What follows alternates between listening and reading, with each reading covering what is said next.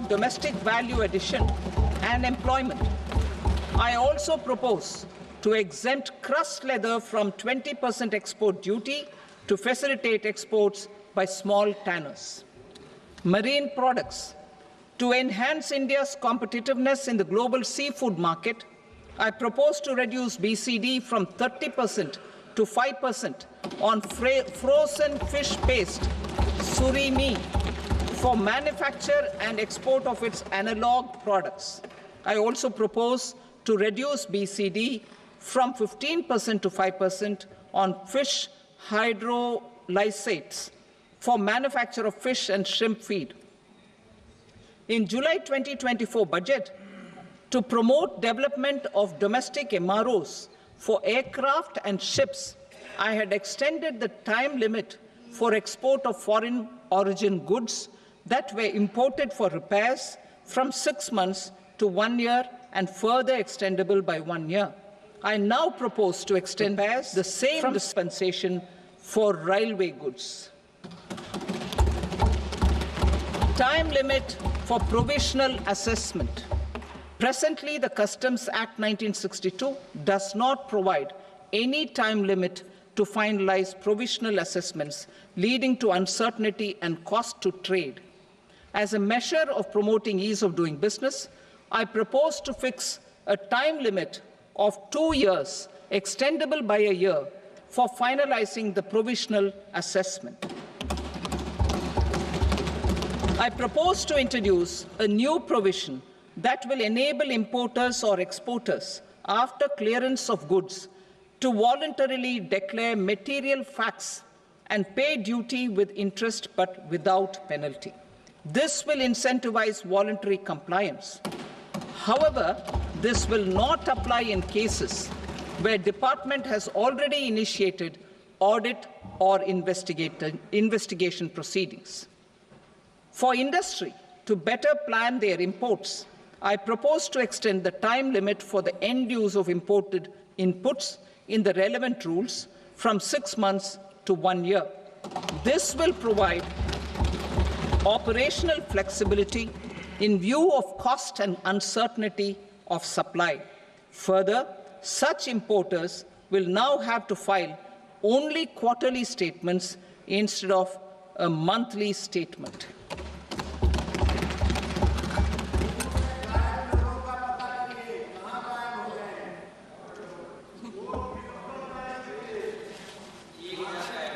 I now come to my direct tax proposals. In Part A, I have briefly underlined taxation reforms as one of key reforms to realize our vision of Vikasit Bharat. In respect of criminal law, our government had earlier ushered in Bharatiya Nyaya Sanhita, replacing Bharatiya Danda Sanhita. I am happy to inform this august House and the country that for new income tax bill will carry forward the same spirit of Nyaya in its drafting as well. The new bill will be clear and direct in text, with close to half of the present law in terms of both chapters and words. It will be simple to understand for taxpayers and tax administrators, leading to tax certainty and reduced litigation. Reforms, however, are not a destination. They are means to achieve good governance for our people and economy. Providing good governance primarily involves being responsive. The Tirukural captures this in verse 542, which reads, "Vaanokki vaazhum ulagallam, mannavan kol nokki vaazhum kudi," meaning, just as the living beings live expecting rains, citizens live expecting good governance. Our government is committed to keeping an ear to the ground and a finger on the pulse and responding while balancing our national building efforts.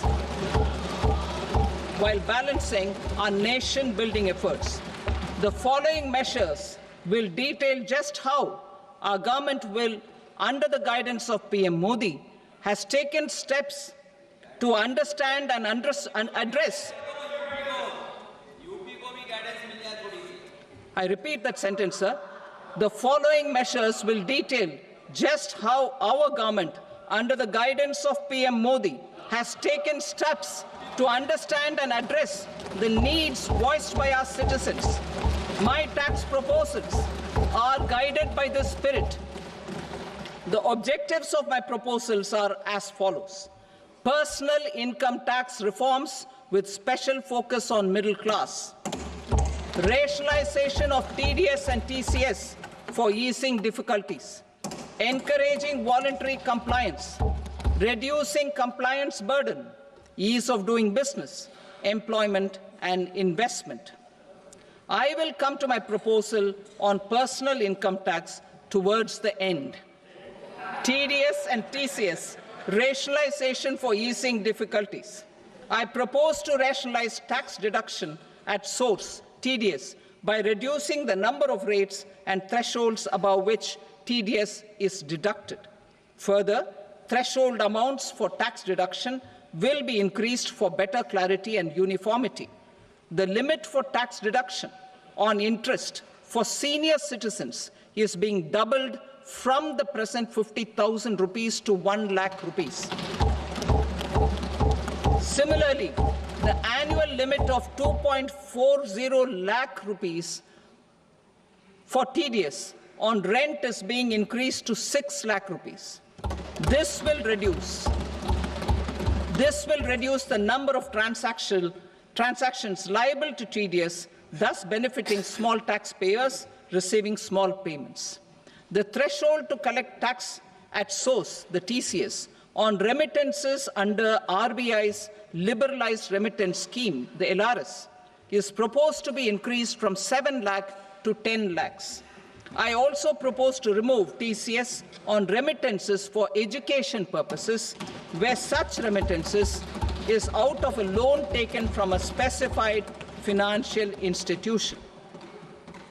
Both TDS and TCS are being applied on any transaction related to sale of goods. To prevent such compliance difficulties, I propose to omit the TCS. I also propose that the provisions of the higher TDS deduction will now apply only in non-PAN cases. In July 2024, the delay for payment of TDS up to the due date of filing statement was decriminalized. I propose to provide the same relaxation to TCS provisions as well. The government under the leadership of Prime Minister Modi believes in Sabka Saath, Sabka Vikas, Sabka Vishwas and Sabka Prayas. In line with this, we brought in updated return facility in 2022 for voluntary compliance by taxpayers who had omitted to report their correct income. Our trust in taxpayers was proved right.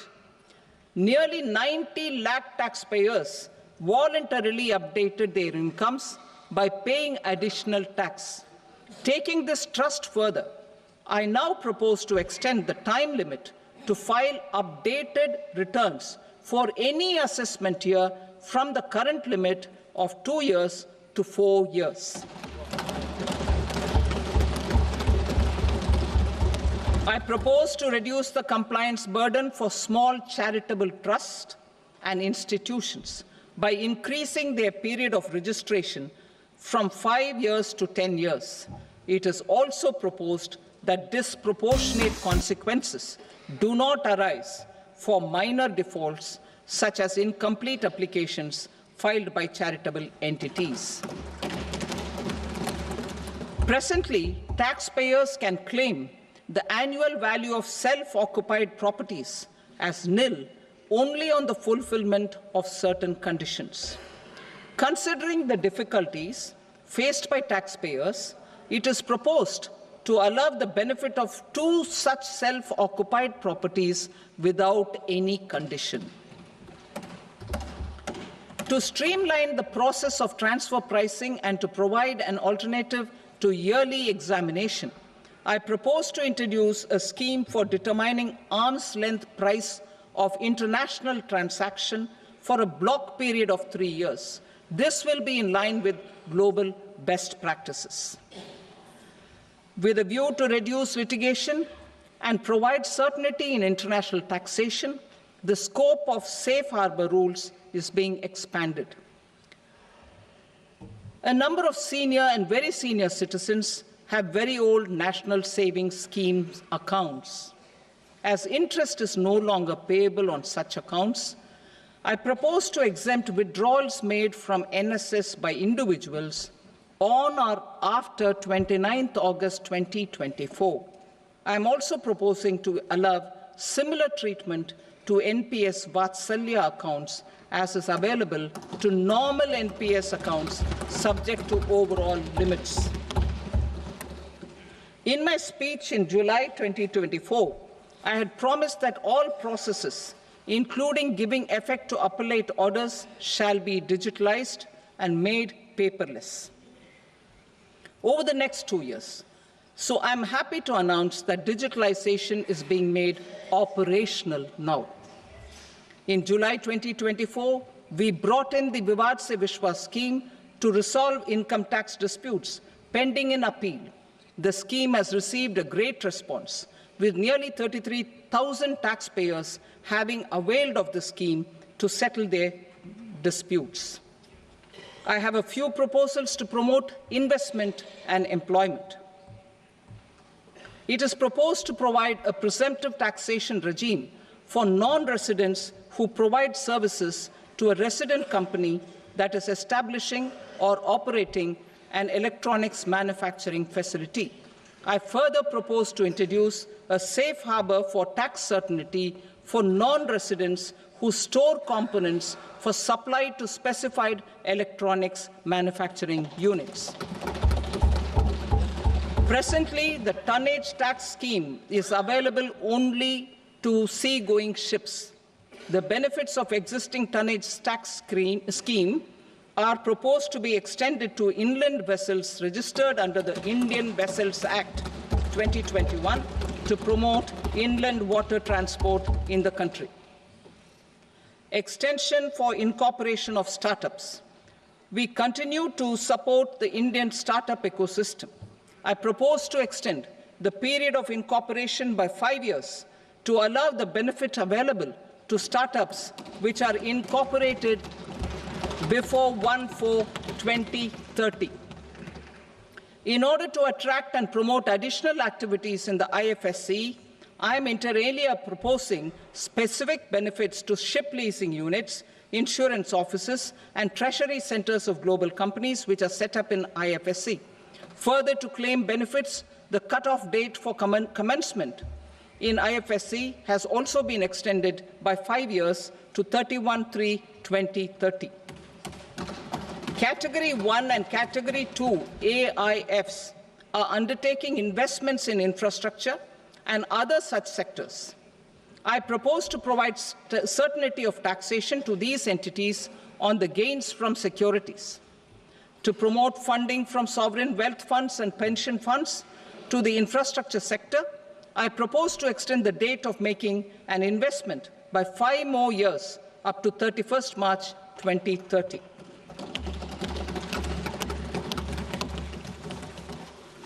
Personal income tax reforms with special focus on middle class.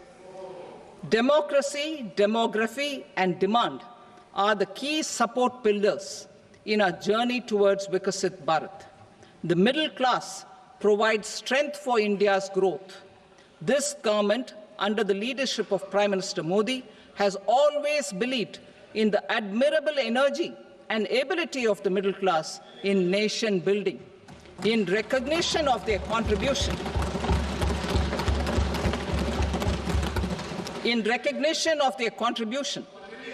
we have periodically reduced their tax burden. Right after 2014, the nil tax slab was raised to 2.5 lakhs of rupees, which was further raised to 5 lakh rupees in 2019 and to 7 lakh rupees in 2023. This is reflective of our government's trust on the middle-class taxpayers. I am now happy to announce that there will be no income tax payable up to income of 12 lakh rupees.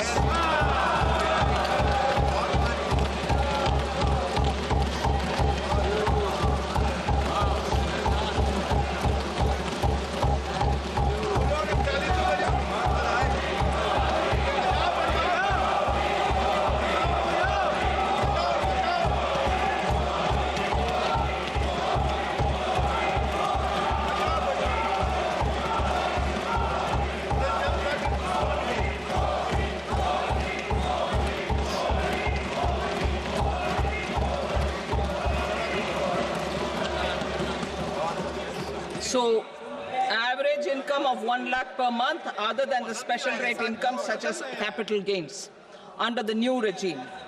This limit will be 12.75 lakh for salaried taxpayers due to the standard deduction of 75,000. Slabs and rates are being changed across the board to benefit all taxpayers. The new structure will substantially reduce the taxes of the middle class and leave more money in their hands, boosting household consumption, savings, and investment. In the new tax regime, I propose to revise tax rate structures as follows: 0 to 4 lakh rupees nil, 4.8 lakh rupees to 4 to 8 lakh rupees 5%, 8 to 12 lakh rupees 10%, 12 to 16 lakh rupees 15%, 16 to 20 lakh rupees 20%, 20 to 24 lakh rupees 25%, and above 24 lakh rupees 30%. To taxpayers up to 12 lakh of normal income other than special rate income such as capital gains. I read that again. To taxpayers up to 12 lakh of income other than special rate income such as capital gains, tax rebate is being provided in addition to the benefit due to slab rate reduction in such a manner that there is no tax payable by them. The total tax benefit of slab rate changes and rebate at different income levels can be illustrated with a few examples. A taxpayer in the new regime with an income of 12 lakh rupees will get a benefit of 80,000 rupees in tax, which is 100% of tax payable as per the existing rates. A person having income of 18 lakh rupees will get a benefit of 70,000 rupees in tax, that is 30% of tax payable as per existing rates. A person with an income of 25 lakh gets a benefit of 1,10,000 rupees, that is 25% of his tax payable as per existing rates. Details of my tax proposals are given in the annexure. As a result of these proposals, Honorable Speaker, sir, revenue of about 1 lakh crore in direct taxes and 2,600 crores in indirect taxes will be foregone. Mr. Speaker, sir, with this, I commend the budget to this august House.